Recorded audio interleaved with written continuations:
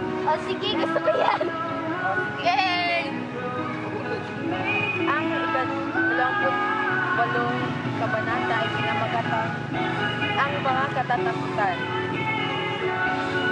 Ipinalita ni Bensai sa erudito ang mga pangyayari ukol sa magsikan.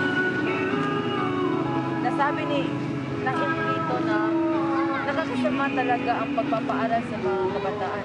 Oops, teka muna. May tumatawag sa akin. Sige, bye-bye na. Sige. Bye-bye. Balikan na lang. Sige, pagpatuloy natin.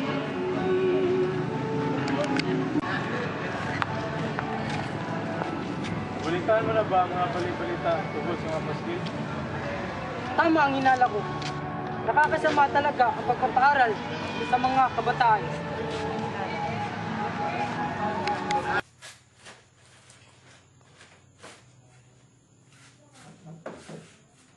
Napakatumal talaga ng negosyo ngayon. Ni mga praile, hindi silip.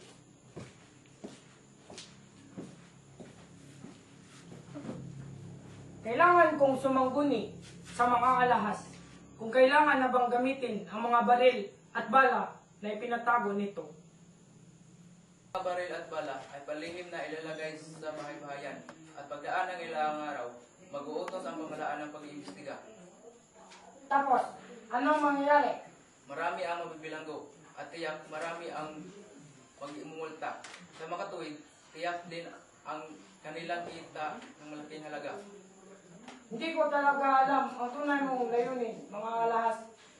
Tusok ang tunay. Sabihin mo sa iba, ayaw ko nang makipagkita kanino man. Huwag mo lang gagalawin ang mga baril at bala.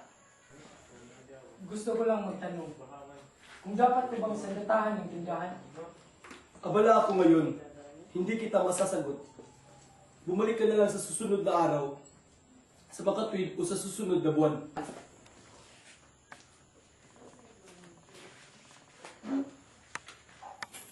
Gusto ko sana magtanong tungkol sa sandatahan.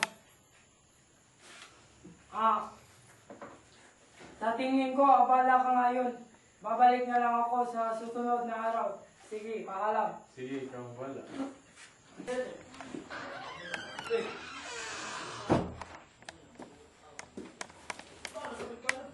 Nabalitaan mo na ba ang mga bali-balita? Mga pangyayari sa araw na ito. Ayon sa mga mungkahi, dapat barilin ang ilan at ipatapon sa katahimikan ng gabi at nang matigil na ang dapat na din daw palibutan ang mga kawal sa lansangan na may dalang sandata upang ang lahat ay matakot. Dapat din daw patayin ang mga mayayaman at marurunong at linisin ang bayan. Mabuti na lang at ako'y dumating at nagpayong magpakahinahon at baka bumaha ng dugo sa lansangan. Sayang at nagkasakit si Simon.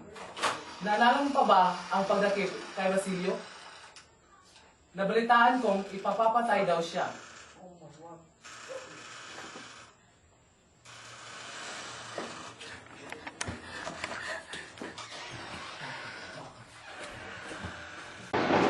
Hindi ako nagnawa sa mga paskin. Pagagawa lang iyon ng Padre Salve. Hindi. Pero lang may gawa. Hindi ko nakausap ang mga inuuli. Natungkol sila. Hindi. Si Simon ay may sakit. At walang mamabayo na gayon sa Kapitan General. Kung hindi nagkasakit sa Simon, ituhanin natin. Total. Tugutin, rin lang tayo. Mabuti pa magsiuwian na lang tayo. Naghihintay na ang ating mga pamilya sa ating mga bahay.